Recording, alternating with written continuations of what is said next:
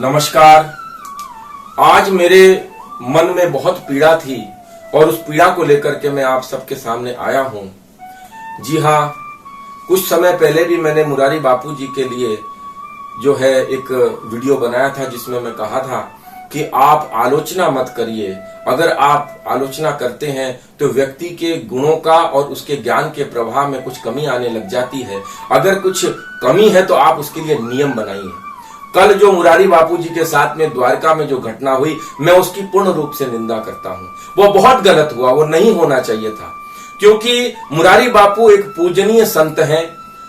किसी व्यक्ति की आप संतत्व यहां से नहीं जो है आंक सकते कि एक जो है कहीं उसके मुंह से कोई एक शब्द निकल गया तो उसके अंदर ज्ञान नहीं है, वो गुण नहीं है, या वो प्रभु कृपा उसके अंदर नहीं है।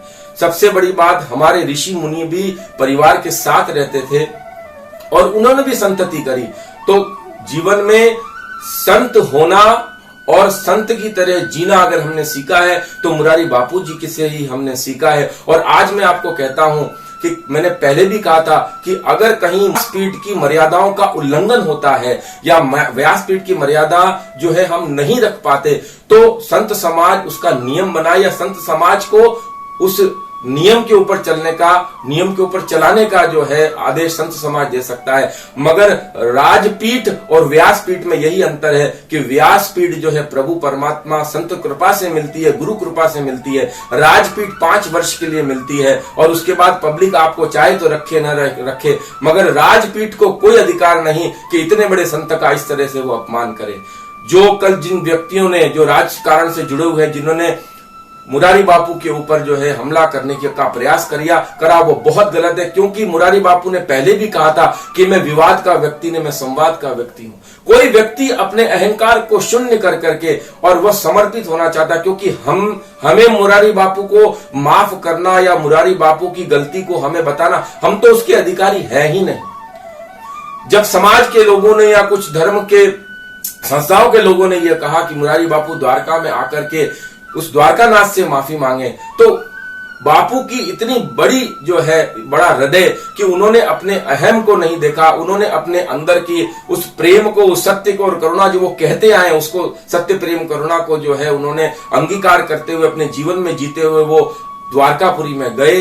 और उन्हें प्रभु द्वारकानाथ के चरणों में जाकर के कभी मेरे इस वक्तव्य से जो है मैंने कहीं ना कहीं व्यक्ति है तो उसमें कहीं ना कहीं उससे गलती होती ही है। ईश्वर से भी संसार में जब वो आते हैं तो कहीं ना कहीं उनसे भी कहीं गलती होती है। तो ये संसार सागर है, हमसे हमारी गलतियां होती है, मगर हम हमारी गलतियों को मानते हैं और हमारी उस भूल को जो हम स्वीकार करते हैं और क्षमा मांगते हैं, तो हम उसमें आगे किसी भी दोष के या किसी गुनाह के हम अधिकारी नहीं हैं। आज मैं आपको ये बताना चाहता हूं कि हमारा देश गुलाम रहा, उसका सबसे बड़ा कारण यही रहा कि हम व्यक्ति की एक कहीं गलती हो जाती है तो हम सारी उसकी अच्छाइयों को भूल जाते हैं। मुरारी बापू ने आज तक कोई संस्था नहीं बनाई, मुरारी बापू ने आज तक अपने लिए 1 रुपया नहीं लिया, मुरारी बापू जी ने कहीं भी अपने लिए कोई ऐसा काम नहीं किया जिससे कि लगे कि हाँ उनमें स्वार्थ की भावना है। वो खुद कहते हैं मैं किसी का गुरु नहीं हूं, ये सब मेरे श्रोता हैं, ये मेरे प्रभु के भक्त हैं और मैं केवल व्यासपीठ से जुड़ा हुआ हूं और मैं एक कथा करता हूं और उसकी प्रेरणा जो मेरे अंदर उतरती है वो मैं प्रसाद के रूप में सारे विश्व में राम कथा के माध्यम से जो है उसको जो है आलोकित करता हूं। ये बापू ने कहा।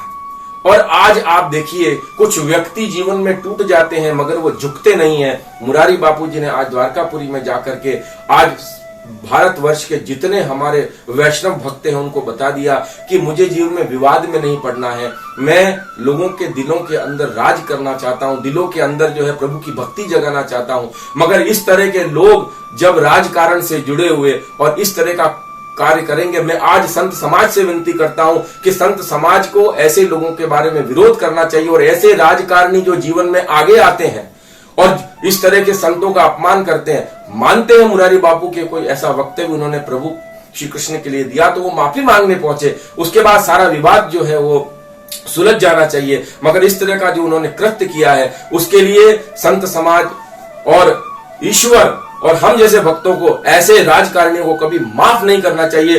क्योंकि जब हम अपने हाथ में, हमारे पास वो सत्ता है कि हम चाहें तो इस देश की सत्ता को बदल सकते हैं। इसीलिए आज समय है हमारे पास में कि हमें ये समझने की जरूरत है, हमें हमारे हिंदुत्व को जिंदा रखना है, हमारे अंदर जो राष्ट्र की हमारी संस्कृति उसको जिंदा रखना है। तो इतने बड़े महापुरुष जिन्होंने आज कथा के क्षेत्र में जो क्रांति पूरे विश्व में लाई, आज आप देखिए कि कथाओं को कोई इतना नहीं जानता था।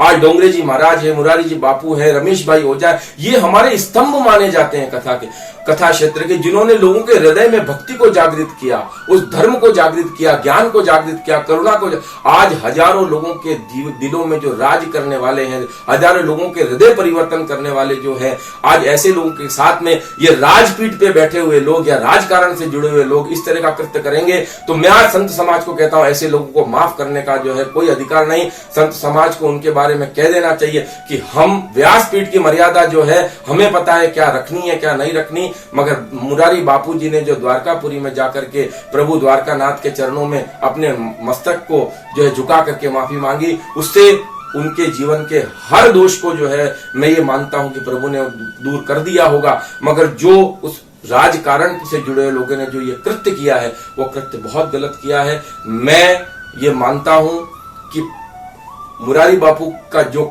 आज के समय जो स्थान है वो स्थान भारतवर्ष में कोई हम जैसे सामान्य नागरिक नहीं बना सकते। प्रभु में ही सामर्थ्य है कि उनको क्षमा करे, प्रभु में ही सामर्थ्य है कि वो चाहे जो उनको आज्ञा दे, आदेश दे, मगर हम लोगों में आदेश, आज्ञा या क्षमा करने की हमारे में कोई ताकत नहीं है। आज मेरा मन बहुत दुखी था और मुझे ये कहते कहते आज मेरे खुद के आंसू गिरते हैं कि आज उस व्यक्ति की मानवता को देखिए, आज उस महापुरुष की मानवता को देखिए कि जिन्होंने अपने अहम को छोड़ करके जो उन्होंने कहा उसको अपने व्यवहार में, अपने जीवन में ला करके और उन्होंने उसको जिया। ऐसे महापुरुष के बारे में अब विरोध होना मैं ये मानता हूं बंद हो जाना चाहिए। और संत समाज से भी मैं निवेदन करता हूं, संतों से निवेदन करता हूं कि बापू ने जो कथा के क्षेत्र में हिंदुत्व के लिए, संस्कृति के लिए जो किया है वह बहुत अमूल्य है, उसका हम कभी ऋण नहीं चुका सकते। मगर जीवन के ऐसे पड़ाव में जब बापू आज अपने उस महानिर्वाण की ओर जा रहे हैं, क्योंकि उनका जीवन का एक अंतिम पड़ाव है, तो उस समय उनकी जो प्रतिष्ठा, यश और उनकी जो कीर्ति है उसको अब ठेस नहीं लगनी चाहिए। उसके लिए हमें अब काम करना है। मैं उस राजकारण व्यक्ति के ने जो ये कृत्य किया उसकी मैं निंदा करता हूं, क्योंकि उन्होंने, बापू ने माफी मांग ली, उन्होंने जाकर के प्रभु द्वारकानाथ जी के जो मस्तक जाकर के अपना झुकाया है, तो वह अब द्वारकानाथ को जो उनको माफ करने का जो है अधिकार है, आज्ञा देने का, आदेश देने का अधिकार द्वारकानाथ को, द्वारकापुरी में बैठे उस नाथ को है। हमारा कोई अधिकार नहीं, हमारी कोई क्षमता नहीं हम बापू के साथ जो है इस तरह का व्यवहार करें। मैं इसकी निंदा करता हूं। धन्यवाद।